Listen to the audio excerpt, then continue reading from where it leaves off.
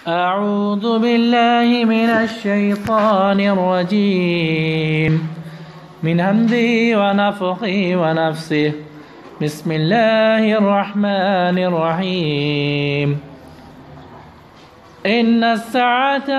آتية نكاد أخفيها لتجزى كل نفس بما تسعى فلا يصدنك عنها من لا يؤمن بها واتبع هواه فتردى وما تلك بيمينك يا موسى قال هي عصاي أتوكأ عليها وأهش بها على غنمي ولي فيها مآرب أخرى قال ألقها يا موسى فألقاها فإذا هي حية تسعى قال خذها ولا تخف سنعيدها سيرتها الأولى واضمم يدك إلى جناحك تخرج بيضاء من غير سوء آية أخرى لنريك من آياتنا الكبرى ان الساعة آتیۃ قریب ہے کہ قیامت آ جائے اکاد اخفیہا اور قریب ہے کہ میں اس کو چھپاؤں یعنی کہ اس کا علم چھپاؤں لتجزا کل نفس بما تسعى تاکہ ہر نفس کو اس کا بدلہ ملے یعنی جو برائی کرنے والے ہیں ان کو برا بدلہ ملے جو نیکی کرنے والے ہیں ان کو اچھا ملے فلا یصدنک عنہا تو آپ کو نہ روکے اس سے یعنی کہ ایمان لانے سے نہ روکے من لا یؤمن بہا وہ لوگ یا وہ شخص جو قیامت پر ایمان نہیں رکھتا اس کی تصدیق نہیں کرتا واتبع ہواہ اور جس نے اپنی خواہش کی پیروی کیا ہے یعنی کافروں میں سے فتردا تو پھر وہ ہلاک ہو جائے گا برباد ہو جائے گا خواہش کی پیروی کیا دنیا کے فانی اور لذیذ چیزوں کے پیچھے پڑا آخرت کو بھول گیا تو اب پھر کیا ہوگا وہ تباہ و برباد ہو جائے گا دنیا میں بھی اور آخرت میں جہنم کا ایندھن بنے گا اس کے بعد اللہ تعالیٰ پوچھ رہے ہیں موسیٰ علیہ السلام سے وما تلک بیمینک یا موسیٰ اے موسیٰ تمہارے سیدھے ہاتھ میں کیا ہے حالانکہ اللہ تعالیٰ دیکھ رہے ہیں معلوم ہے لیکن پھر بھی سوال کر رہے ہیں موسیٰ سے اے موسیٰ تمہارے سیدھے ہاتھ میں کیا ہے قال ہی عصای موسیٰ علیہ السلام نے کہا یہ میری لاٹھی ہے اتوکأ علیہا میں اس پر ٹیک لگاتا ہوں واہش بہا علی غنمی اور میں اس سے اپنی بکریوں کو ہکالتا ہوں ولی فیہا مآرب اخری اور اس سے میں اپنے دوسرے کام بھی کرتا ہوں اللہ رب العالمین نے ایک سوال کیا یہ کیا ہے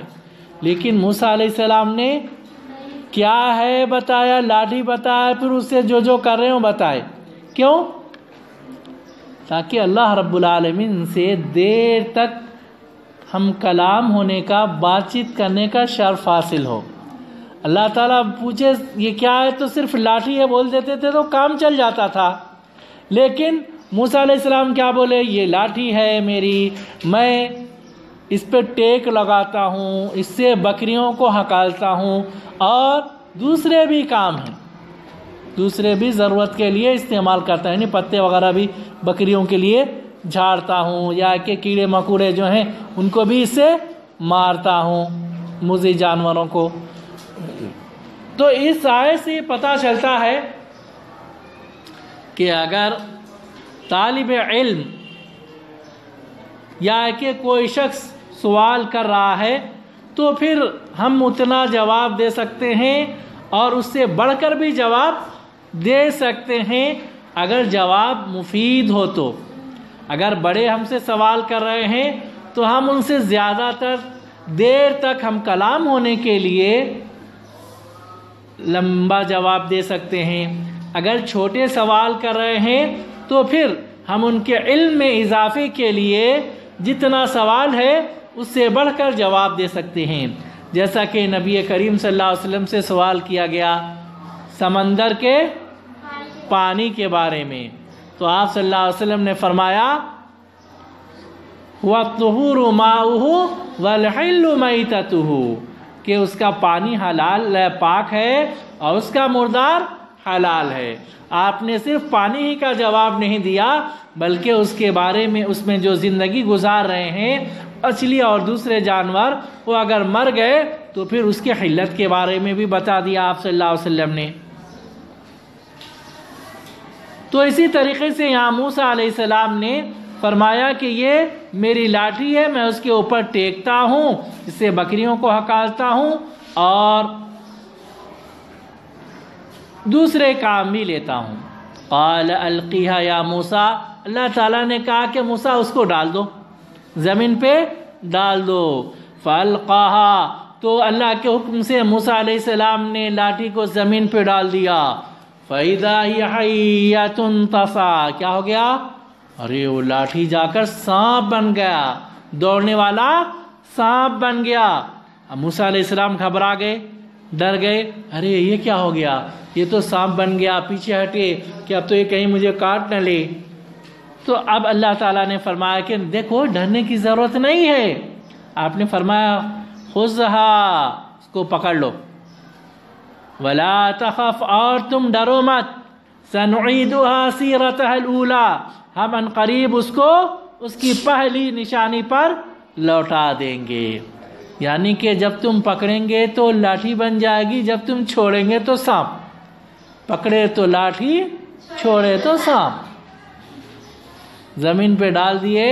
تو سانپ اور پھر پکڑ لیے تو لاٹھی بن جائے گی۔ یہ ایک نشانی ہے۔